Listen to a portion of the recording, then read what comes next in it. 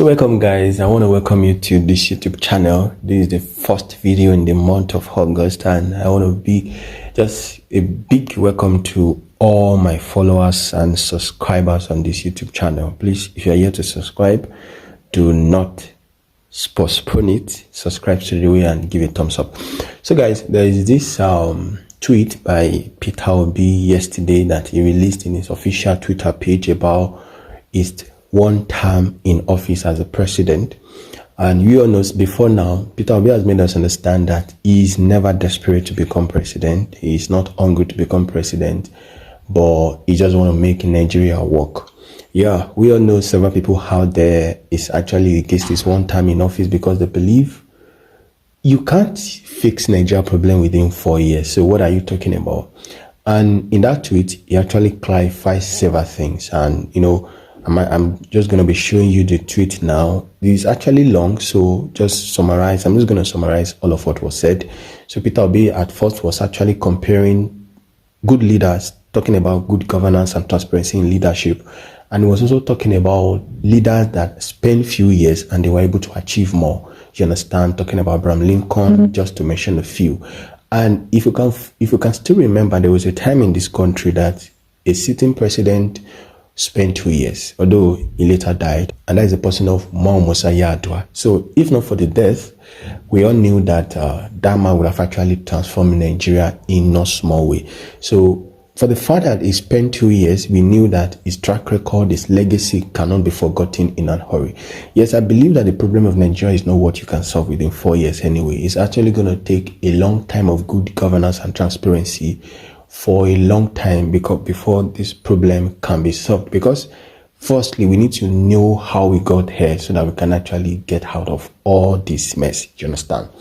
Now, what is your point of view? What is your own thought? Just drop it at the comment section of the video. Yes, Peter Obi has said he's not desperate to be president. He just want to make Nigeria work. He said he's not ready to spend 8 years. He just want to spend 4 years. But at this point, even some Nigerians are doubting him because they believe he's a politician. So when he got there, things might change. He might change his mind. And who are you to even solve the problem of Nigeria within 4 years? You understand? But at this point in time, people out there is also pointing out that Peter Obi has a track record. He has the capacity to deliver, and he has what it takes to give us what we want in this country. So what is your thought about this? I'm going to play 2 videos. The first is by Kenneth Okonkwo, and the second video is by Inec chairman. All of what he has to say about giving us good election and transparency in our upcoming election. Yes, 2025, 2026, and 2027 is almost on the way, and several preparation is ongoing by several political parties to ensure that their candidates win the 2027, most especially the 2027 presidential election, because that is just what is in the eyes of all Nigerians right now, because they want a good president, they want good governance, and they want someone that can actually defeat Bola Ahmed Asiwaju Tinubu. But do you think Peter Obi has what it takes to defeat this man? Drop it at the comment section, and do well to just drop your point of view about the one term in office of Peter Obi. Do you think he will be able to try? Do you think he will be able to solve some problem of Nigeria, even not all, within these 4 years, if elected as the president? Drop your comment and watch the rest of the video, guys. God bless Nigeria and God bless Africa. Peace. None. Where your right ends is where the other person's own begins. That you have freedom of movement does not mean you have freedom to walk into somebody's house without asking permission from him. That would be criminal trespass. That you have freedom of speech does not mean you should malign somebody. And let me give you this advice. When you want to talk about somebody publicly, don't. Okay. So, you know, when I heard okay and laughed, I know you're hearing. So, when you talk about freedom of speech, and this is an advice I'm going to give you as a lawyer, even the truth you know, but you cannot prove, don't come out in the public and say it. Yes. The judge is not interested in the truth, you know. He said, by the evidence before me. So anytime you want to go to the press or public, make sure you have the evidence to back up what you are saying. Otherwise, you will see yourself being destroyed for defamation, and you know that what you're saying is true. This is why, before I became a lawyer, any judgment that comes out, I say, you see, they bought the judge, they bought it. But when I became a lawyer, I say, hey, it's not in all occasions. The judge is not a spirit. So that's it. Your freedom of assembly, as you know, it must be peaceful assembly. Once it turns riotous, when you start killing people or doing this, you are no longer protected under section 40. So there is no freedom that is absolute. It is curtailed by the right of others.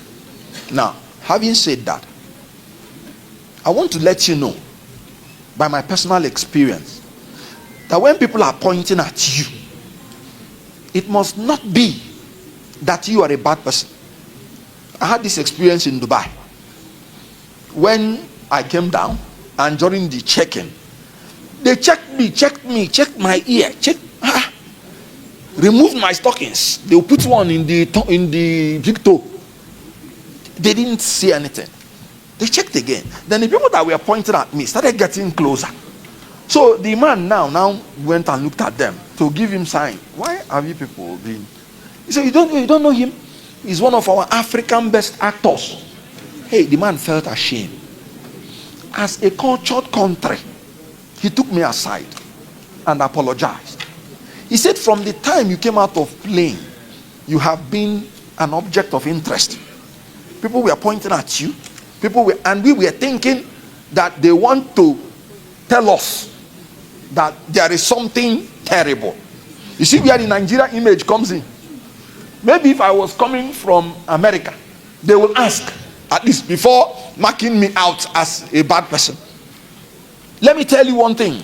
Nobody has come out publicly to say the mother soup is bad.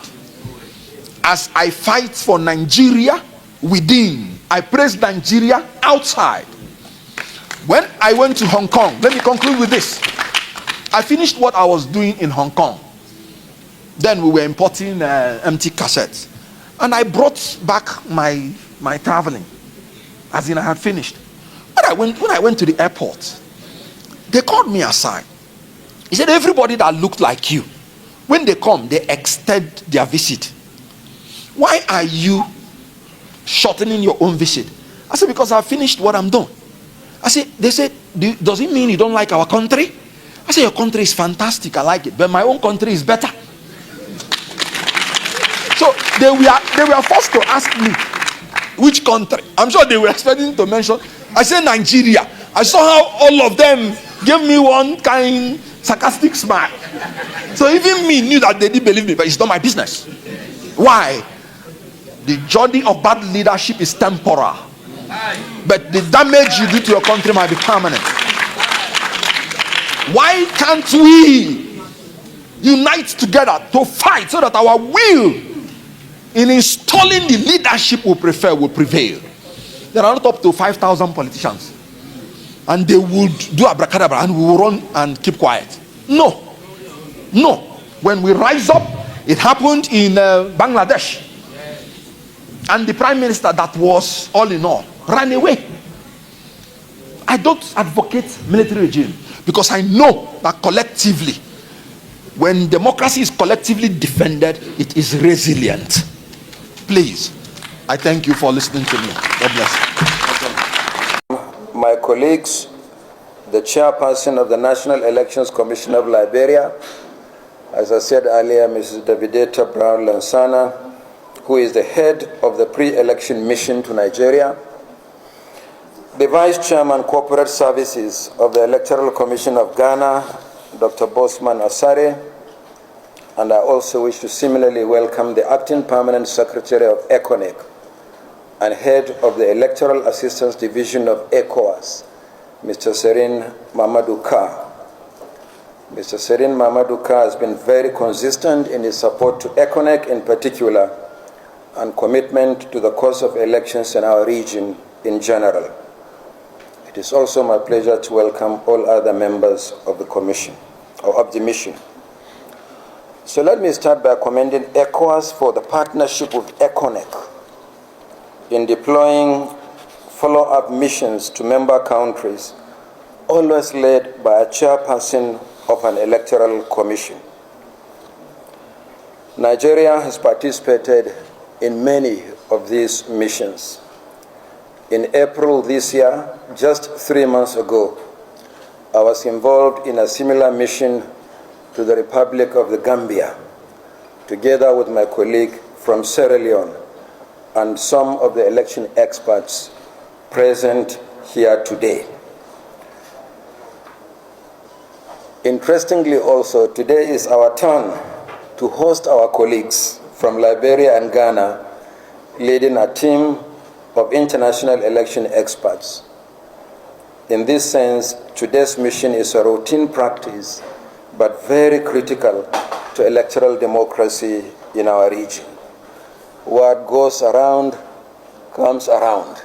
So it is our turn today to be host, just as we have been hosted by our colleagues from other parts of the region. Election observation missions make their findings and recommendations public. They also deploy follow-up missions on the implementation of their recommendations. Inec Nigeria is glad that ECOWAS, which deployed both long-term and short-term election observation missions, recognizes that election is a multi-stakeholder responsibility. Consequently, for Nigeria's 2023 general election, ECOWAS made 37 recommendations for consideration by 7 critical institutions and stakeholders in the electoral process. Of these recommendations, 13 are addressed to Inec, while 24 require action by other institutions and stakeholders, such as the National Assembly, the Nigeria Police Force, the National Broadcasting Commission, the National Information Technology Development Agency, civil society organizations, the Nigeria Union of Journalists, and political parties under the umbrella of the Inter-Party Advisory Council, IPAC. Furthermore, the follow-up mission will also interact with the National Identity Management Commission, NIMSI. Of the 13 observations specifically addressed to Inec, the Commission has considered all of them that require administrative action to implement, while waiting for the conclusion of the ongoing legal review by the National Assembly on aspects of the recommendations that require legislative intervention. The Commission has prepared a detailed response to each of the 13 observations, most of which are already contained in our 142 recommendations for electoral reform, which resulted from wide-ranging consultations with critical stakeholders, a copy of which has already been published on our website. The review report, as well as the main 2023 General Election Report and other relevant documents, are also available from our website. Nevertheless, hard copies of these reports and documents have been included in your document bags for this meeting. I cannot conclude my brief remarks without appreciating our development partners for facilitation and expert support. So let me welcome to Nigeria Lenny Tabu and Matthias Humpe, supported by the Electoral Institute for Sustainable Democracy in Africa, based in Johannesburg. Is Lenny here and Matthias? Let us see you. Thank you very much. Emmanuel Kisi, supported by the Africa and West Asia Office of the Institute for Democracy and Electoral Assistance, IDEA, based in Addis Ababa. And Michael Agada from the German International Cooperation Agency, the GIZ. I must also commend the diligence of the staff of the Inec Secretariat for the professional manner they have always carried out their assignments. Mr. Chinedu from Nigeria,